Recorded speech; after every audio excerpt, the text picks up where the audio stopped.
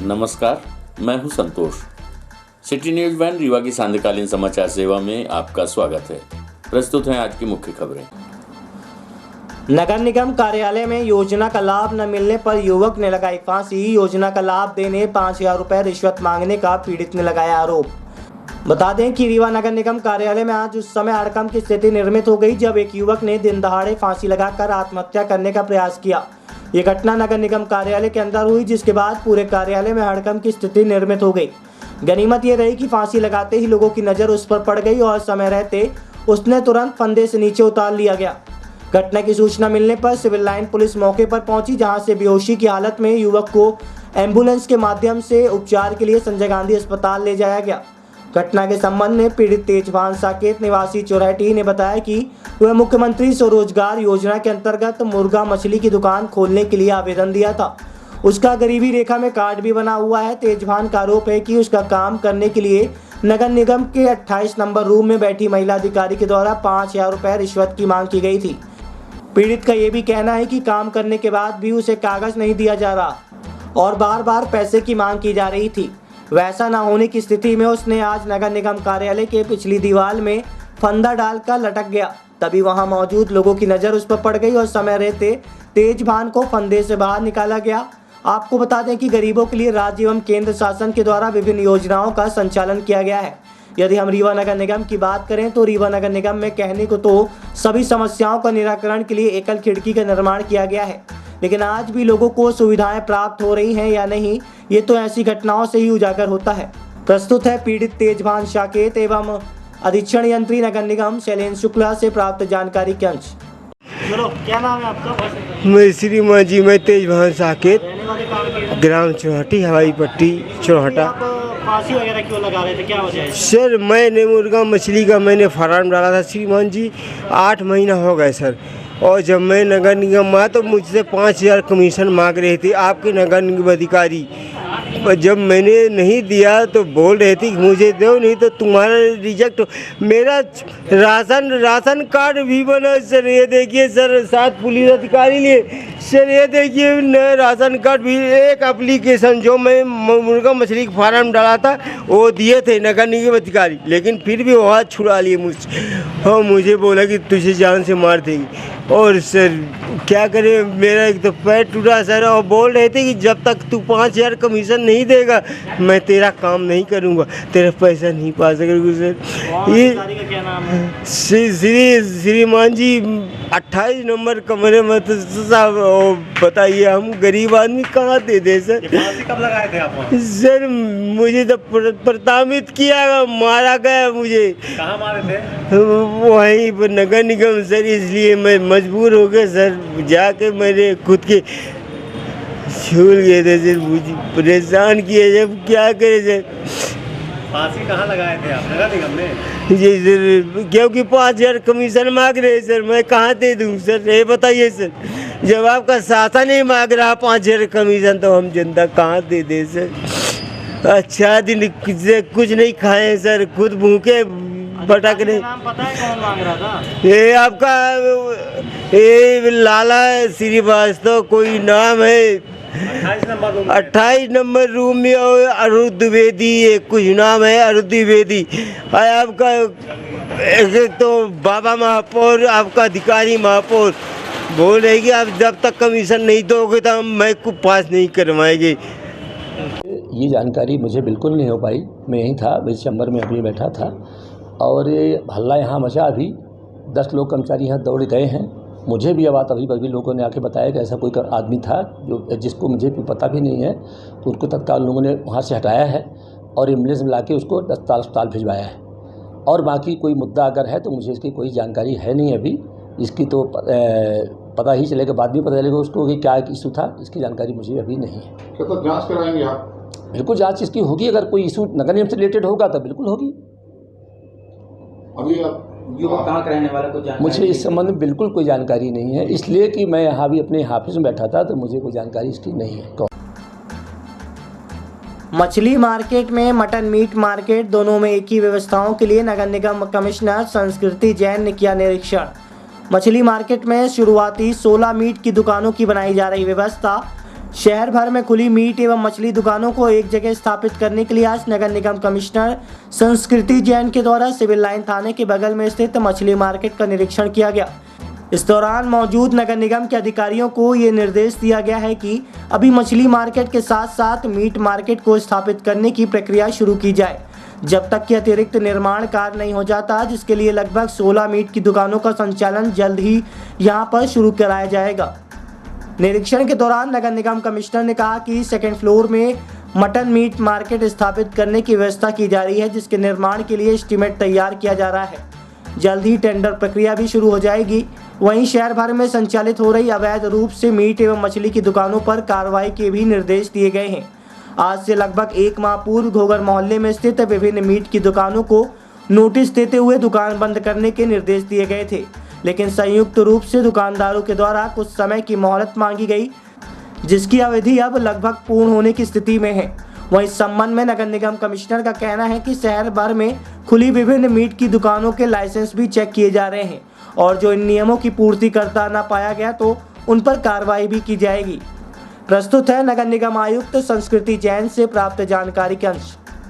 आज मछली मार्केट का निरीक्षण किया गया है, क्या व्यवस्था देखी जा रही है, क्या चीज़? देखिए, मछली मार्केट बनाया गया था नगर निगम में उद्देश्य से कि मछली के व्यापारी यहाँ पर अपना कारोबार करें। ये मेरा पहला निरीक्षण था मछली मार्केट का, ताकि मैं जायज़ा ले सकूं कि यहाँ किस प्रकार की गतिविधियाँ चल रही हैं। हमने देख लिया है, तो अब हम उसके हिसाब से एस्टिमेट्स तैयार करके आगे काम बढ़ेंगे। और नवाचार भी कुछ होने वाला है मटन मार्केट का शॉप यहाँ पे, उसी का हम एक जायज़ा ले रहे थे कि हम, क्योंकि मटन मार्केट्स की बहुत शिकायतें रिहायशी क्षेत्रों में आती हैं, क्या हम टेम्प्रेरी तरीके से हमारी जो खाली स्थान है मछली मार्केट में, वहाँ पर टेम्प्रेरी मटन मार्केट शुरू कर सकते हैं। उसको देखने के लिए मैं आई थी। तो यहाँ कितनी दुकानें भी स्थापित हैं? अभी यहाँ 26 दुकानें हैं, जिसमें अभी आप लोगों ने भी देखा 12-13 संचालित हो रही हैं। उसमें हम देखेंगे क्या किया जा सकता है।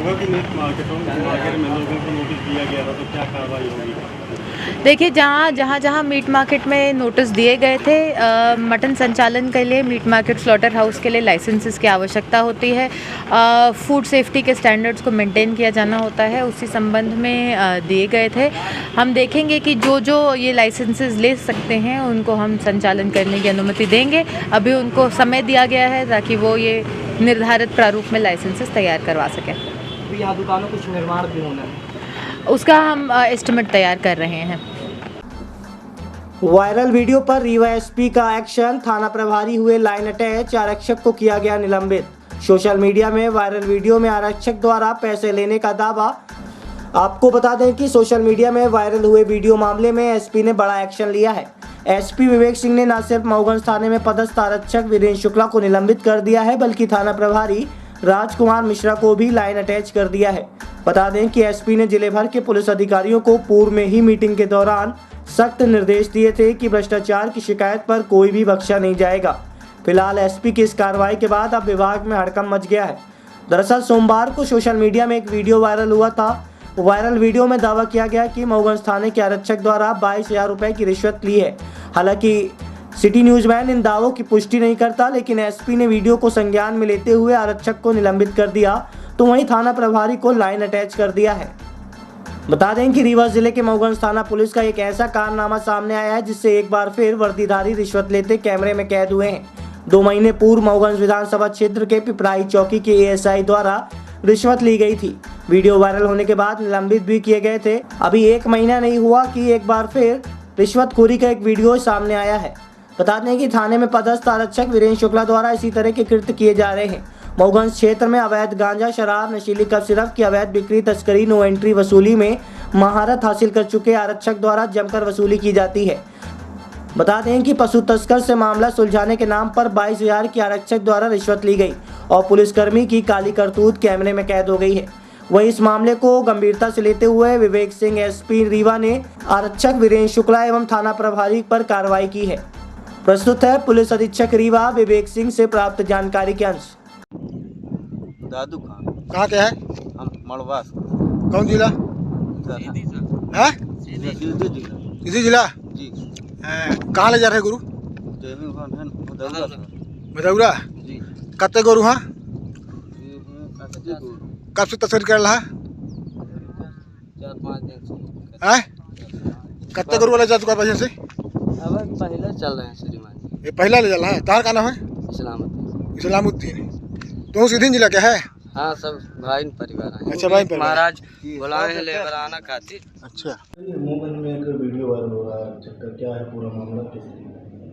एक वीडियो अभी सोशल मीडिया पर वायरल हो रहा है जिसमें कुछ 2-3 लोग उसमें बातचीत करते हुए दिख रहे हैं, जिसमें एक आरक्षक सिविल ड्रेस में है वीरेंद्र शुक्ला, और जिसमें ये भी आरोप लगे हैं और वीडियो में भी कहीं कहीं ये दिख रहा है कि कुछ पैसे के लेन देन की बात हो रही है और एक जगह पे पैसे लेने का अस्पष्ट रूप से वो भी दिखा है, और जिसके आधार पर इसमें हमने जीरो टॉलरेंस की नीति के अंतर्गत इसमें हमने आरक्षक को निलंबित कर दिया है और उसके खिलाफ इसमें जाँच खड़ी की गई है। इसके साथ साथ थाना प्रभारी को भी लाइन अटैच कर दिया गया है क्योंकि लगातार 2 मामले थाना मऊगंज से आए हैं और इस वजह से इनके खिलाफ भी जांच की जा रही है कि उचित पर्यवेक्षण के अभाव की वजह से इनके खिलाफ भी जांच इसमें की जा रही है। और भी अधिकारियों पर कार्रवाई की जाएगी या कुछ मामले आते हैं? निश्चित रूप से कहीं पे भी इस तरह का लेन देन का या कोई भी शिकायत आती है उसकी जाँच की जाएगी, या कहीं पर ऐसे साक्ष्य मिलते हैं तो उसमें उचित कार्रवाई उसमें की जाएगी और किसी प्रकार से करप्शन को पुलिस डिपार्टमेंट टॉलरेट नहीं किया जाएगा।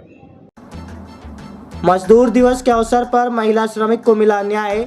महिला श्रमिक की आबरू लूटने वाले आरोपी ठेकेदार को न्यायालय ने दुष्कर्म एवं ST/SC एक्ट के तहत सुनाई आजीवन कारावास की सजा।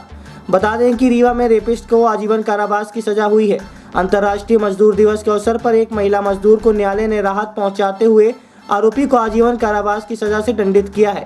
दरअसल महिला मजदूर के साथ 8 वर्ष पूर्व कॉन्ट्रैक्टर के मैनेजर ने दुष्कर्म की घटना को अंजाम दिया था। आरोपी ने महिला को उसके भतीजे की मौत की खबर बताकर उसे उसके घर तक पहुंचाने के बहाने ले गया और उसकी अस्मत लूटी।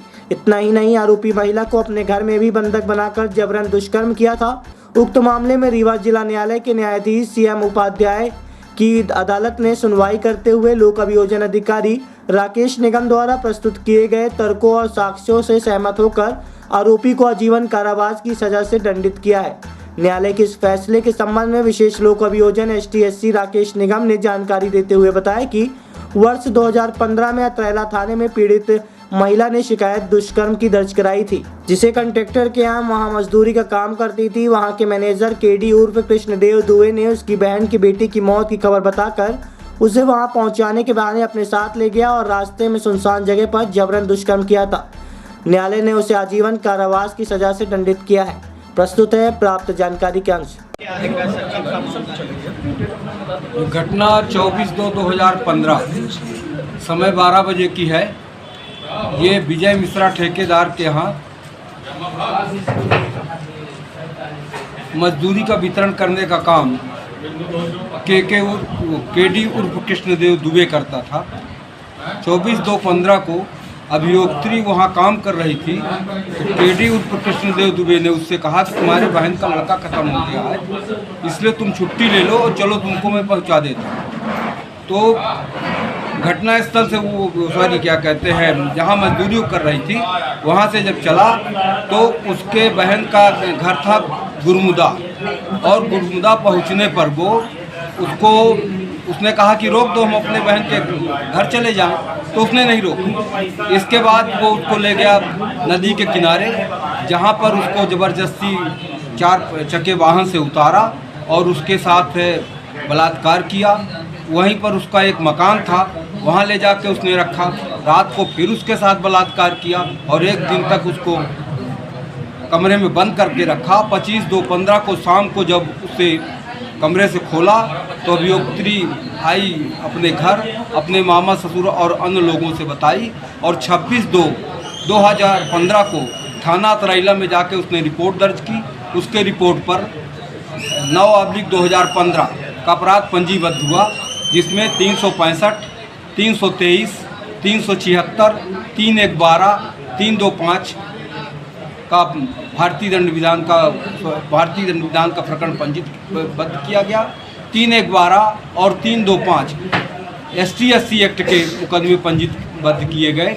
माननीय न्यायालय के सामने 31/8/2015 को जब चालान प्रस्तुत हुआ, जिस पर माननीय न्यायालय ने सभी साक्षियों के बयान लेने के बाद और ये प्रकरण अभियोक्त्री की साक्ष्य पर और जो शासकीय साक्ष्य प्रस्तुत किए गए हैं उसके आधार पर माननीय न्यायालय श्रीमान CM उपाध्याय साहब ने 365 में 3 वर्ष की सज़ा 100 रुपये जुर्माना, 323 में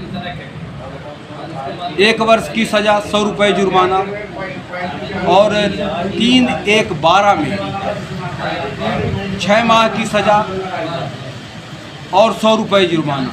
अभियुक्त को ये मालूम था कि अभियुक्त्री ST/SC की है और उसके साथ उसने अपराध किया, इसलिए माननीय न्यायालय ने 325 हरिजन एक्ट की धारा, जिसमें मिनिमम सज़ा आजीवन कारावास है, आजीवन कारावास की सज़ा से दंडित किया। सारी सजाएं साथ साथ चलेंगी? जी हाँ। शुभ नाम आपका? राकेश कुमार निगम, विशेष लोक अभियोजक ST/SC। शासकीय चिकित्सकों ने दिए हड़ताल के संकेत, चिकित्सकीय व्यवस्था पर आ सकता है संकट। पूर्व में भी हो चुकी है प्रदेशव्यापी हड़ताल, 1 महीने में निराकरण के आश्वासन पर हुआ था समझौता। बता दें, रीवा सहित प्रदेश में शासकीय चिकित्सक अपनी मांगों को लेकर एक बार फिर हड़ताल पर जाने को तैयार हैं, जिसकी शुरुआत आज 1 मई से हो रही है। इसमें सरकार डॉक्टर काली पट्टी बांधकर आज काम कर रहे हैं और अपना विरोध दर्ज करा रहे हैं। इस बार हड़ताल का समर्थन मेडिकल डॉक्टर्स, जूनियर डॉक्टर्स सहित डॉक्टर, मेडिकल स्टाफ एवं संविदा के कर्मचारी भी हड़ताल में शामिल होंगे, जिसके कारण अब हड़ताल के दौरान OPD भी बंद रहने की संभावना है। यदि उनकी मांगों को न माना गया तो दूसरे दिन 3 घंटे का क्रमिक हड़ताल होगा और 3 मई से अनिश्चितकालीन हड़ताल शुरू होगी। अनुमान लगाया जा रहा है कि प्रदेश भर में लगभग 10,000 डॉक्टर हड़ताल पर जाने वाले हैं। इसके साथ लगभग 4 से 5,000 जूनियर डॉक्टर्स भी इस हड़ताल में शामिल होंगे। हड़ताल में 13 medical college, 1,000 primary health centre भी शामिल हैं। इस समय शासन को से रिक्वेस्ट किया था और हम लोगों ने इस तरह से एक टोकन स्ट्राइक की थी, तब शासन ने हमसे वादा किया था कि हम जो है आपकी मांगों पर विचार करेंगे, एक उच्च स्तरीय कमेटी बिठाएंगे। उच्च स्तरीय कमेटी बिठाई गई, मीटिंगें हुई, सारी चीज़ें हुई। इन्होंने वादा किया कि हम ये चीज़ करें, आपको जो है जल्दी से जल्दी जो है इसके बारे में डिसीजन लेंगे, मगर उन्होंने आज तक डिसीजन लिया। 1 महीने के अंदर डिसीजन लेने का वादा किया था, करीबन अब 1.5 महीने 2 महीने होने वाले हैं।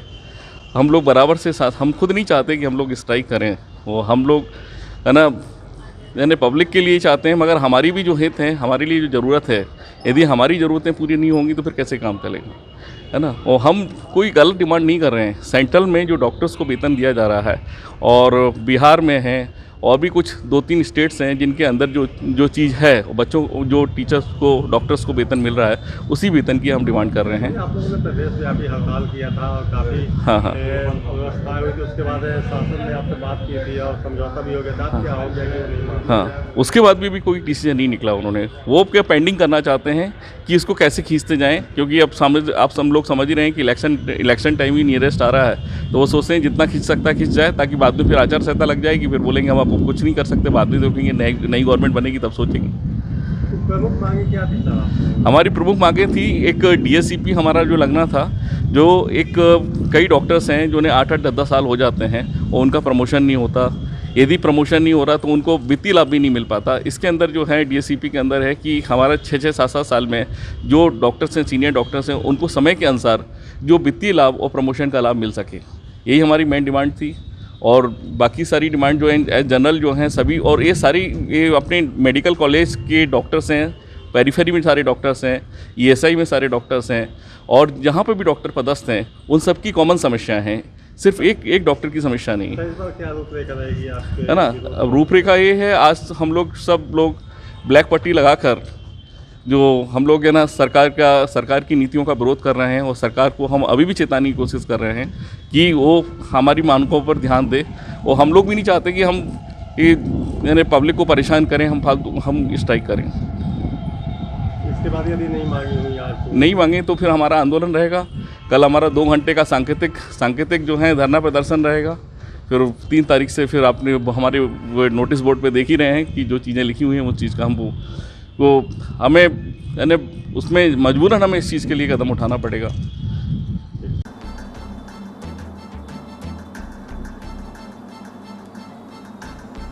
विधानसभा चुनाव के नज़दीक आते ही वोटर लिस्ट में सुधार के लिए BLO की ट्रेनिंग शुरू। ECI द्वारा किए गए नवाचार पर दिया जा रहा है प्रशिक्षण।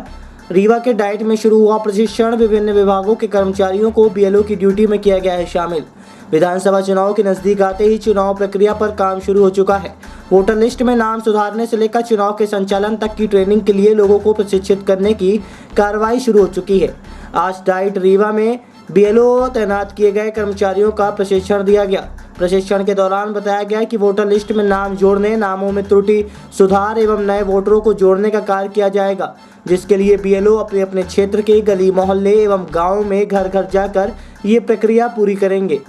इस दौरान बीएलओ की ड्यूटी में तैनात कर्मचारी एवं अधिकारियों के द्वारा लोगों में भी ये जागरूकता फैलाई जाएगी कि वे अपने मताधिकार के लिए अपना नाम वोटर लिस्ट में जरूर जुड़वाएं और जो भी त्रुटियां सामने आए उसका समाधान कराएं।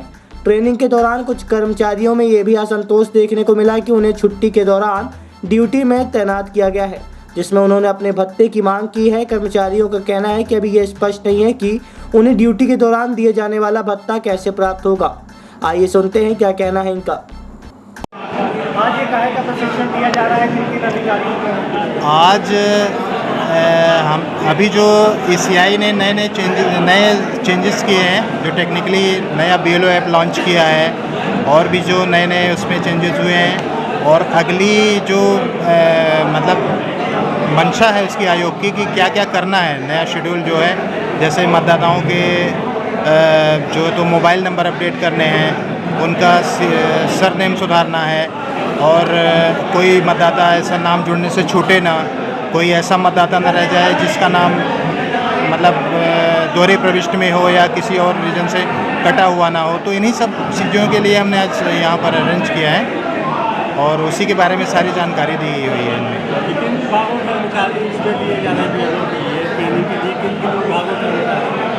क्या किस विभाग के कर्मचारियों को इसमें किया है? इसमें लगभग सभी विभाग के कर्मचारी हैं, ज़्यादातर तो शिक्षक हैं जो शिक्षा विभाग से संबंधित है, बाकी बाढ़ सागर हो गया, सिंचाई विभाग, फिर आपके नगर निगम, तो सभी जगह के लगभग सचिव भी हैं कुछ इसमें जो कि मतलब अपने अपने उसमें काम कर रहे हैं। तो कब तक चलेगा?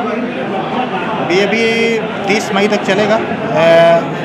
15 मई तक जो है तो हाउस टू हाउस सर्वे है, जिसमें कि घर घर जाके सभी हमारे BLO जो है तो उसका ऑनलाइन वेरिफिकेशन करेंगे सभी मतदाताओं का।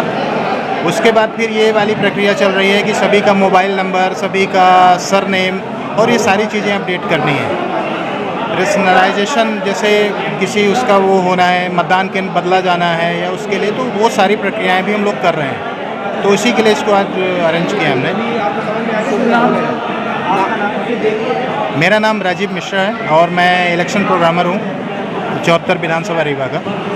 क्या नाम है आपका? मेरा नाम नरेंद्र सिंह बघेल है। आज यहाँ आप ट्रेनिंग में आए हैं, क्या मांग है आपकी, क्या चाहते हैं? ट्रेनिंग में आए हम लोगों को डोर टू डोर सर्वे करने के लिए कहा गया है। इस समय हम लोगों का ग्रीष्मावकाश भी चल रहा है, तो हमारा कहना ये है कि हम लोगों का जो अवकाश का वो होता है, माने अवकाश में जो काम लिया जाता है, उस काम के एवज में हम लोगों को EL की जो पात्रता है वो देनी चाहिए। साथ हमारे विभाग ने वो कर दिया है कि 15 दिन के लिए कलेक्टर के आदेश से हम लोगों को EL मिलेगा और 15 दिन से अधिक यदि कार्य करते हैं हम लोग तो हम लोगों को विभागाध्यक्ष माने राज्य लोक शिक्षण से मिलेगा उसके लिए EL। तो इसमें स्पष्ट जब आदेश किया जाए तो स्पष्ट किया जाए कि लोगों को EL की पात्रता रहेगी। अभी तक हवाई आदेश कर देते हैं, केवल ये कह देते हैं कि BLO को ये काम करना है, आदेश कोई नहीं करते। अभी तक आदेश जारी नहीं किया। राम कथा गंगा है तो सीता गंगा जल, हनुमान उनकी सुगंध। भारतीय रेड क्रॉस सोसाइटी रीवा द्वारा संचालित वृद्धाश्रम पितामह सदन स्वागत भवन रीवा में भगवती सीता एवं हनुमान चरित्र विषय पर व्याख्यानमाला का आयोजन संपन्न हुआ। इस कार्यक्रम में मुख्य वक्ता के रूप में मानस विदुषी डॉक्टर ज्ञानवती अवस्थी एवं अध्यक्षता भारतीय रेड क्रॉस सोसाइटी के चेयरमैन डॉक्टर प्रभाकर चतुर्वेदी ने किया। विशिष्ट अतिथि doctor CD Dubey, doctor SK Mishra, doctor SK Srivastava एवं संचालन डॉक्टर RP सिंह मौजूद थे। हनुमान चरित्र पर डॉक्टर श्रीमती ज्ञानवती अवस्थी ने अपनी अमृतवाणी से विस्तृत प्रकाश डालते हुए कहा कि हनुमान जी का जन्म ही राम कार्य संपन्न कराने के लिए हुआ है। उन्होंने हनुमान जी को प्रसन्न होकर कहा कि आप मुझे भाई भरत के समान प्रिय हो, मैं सदैव ऋणी रहूंगा। माता सीता ने हनुमान जी को अजर अमर गुणानिधि सूत हूँ के साथ प्रभु श्री राम भाई लक्ष्मण के सहित सदैव प्रसन्न रहेंगे ऐसा आशीर्वाद दिया। ये सुनकर हनुमान जी बहुत प्रसन्न हुए और अपने को धन्य माना। बता दें कि कल सीता नवमी थी, इसलिए सीता जी के चरित्र पर विस्तार से प्रकाश डालते हुए कहा गया कि राम कथा गंगा है तो सीता गंगा जल और हनुमान उसकी सुगंध। माता सीता भारतीय नारी के लिए आदर्श हैं। त्याग समर्पण की प्रतिमूर्ति भागवती माता सीता को लोक कल्याण हेतु धरती से प्रकट होना बताया गया है। आइए सुनते हैं क्या कहना है इनका। उसके बराबर और कोई सुख नहीं। बताइए, घर में रहकर कितनी पंचायत होती है, कितना झंझट होती है। घर की ये व्यवस्था करो, वो व्यवस्था करो, घर में भोजन की व्यवस्था, कपड़े की व्यवस्था, घर में ये सुधार करो, रात दिन घर में कचरे में कट पड़ी रहती। जो आप लोग यहाँ आ गए वो समझिए संन्यास की स्थिति में आ गए। संन्यास क्या है? जिन्होंने आसक्ति का त्याग कर दिया वही संन्यास। बहुत अच्छा। इसलिए और आप लोग ऐसी सेवा में आए हैं जहाँ ऐसे सेवक हैं, भाग्यवंत जैसे हमारे डॉक्टर चतुर्वेदी जी अपना तन मन धन लगाकर आप लोगों की सेवा कर रहे हैं। अपने प्रैक्टिस छोड़कर आप लोगों की सेवा करते हैं। इतना बड़ा डॉक्टर, एक बेटा आपको मिल गया और कितने पुत्र मिल गए आपको सेवा करने के लिए। कितनी बड़ी आपका भाग्य समझना चाहिए। और इसलिए आप लोग सकारात्मक सोच रहिए कि हम लोग बहुत भगवान की बड़ी कृपा है आपके ऊपर, जो अब सब त्याग करके यहाँ आए। यहाँ आपको कोई चिंता नहीं, किसी प्रकार की कोई फिक्र नहीं, और चिंता मुक्त होकर ही, चिंता तो चिंता होती ना, इससे मुक्त होकर के आप लोग आए। अब यहाँ दिन भर क्या करना, दिन भर का जो समय आपको भगवान। डॉक्टर प्रभाकर चतुर्थी रेड क्रॉस में आज डॉक्टर ज्ञानवती जी का प्रवचन है, किस संदर्भ पे है? भारतीय रेड क्रॉस सोसाइटी रीवा द्वारा संचालित पितामह सदन वृद्धाश्रम महाराज रघुराज सभागार में ये हमेशा से प्रति शनिवार वृद्धजनों के बीच में भिन्न भिन्न विषयों के विषय विशेषज्ञों को बुलाकर उनके मंतव्य, उनके वक्तव्य यहाँ हुआ करते थे। किंतु अभी कोरोना काल में पिछले 2-2.5 वर्षों से उस महामारी के कारण इस कार्यक्रम को स्थगित किया गया था। अब पुनः उस कार्यक्रम को प्रारंभ किया गया है। आज शनिवार है, आज जानकी नवमी है, माता सीता का जन्मदिन भी आज, अभ्युदय काल भी आज का है, और हनुमान जी उनके बहुत प्रिय सेवक और भक्त रहे हैं। तो आज के इस कार्यक्रम में माता जानकी जी और उनके प्रिय भक्त हनुमान जी के कथा चरित्र को वृद्धजनों के बीच में माता ज्ञानवती अवस्थी जी रखने जा रहे हैं। आज की खबरों में बस इतना ही। कल हम फिर हाजिर होंगे कुछ नई खबरों के साथ। तब तक के लिए हमें इजाजत दीजिए। नमस्कार।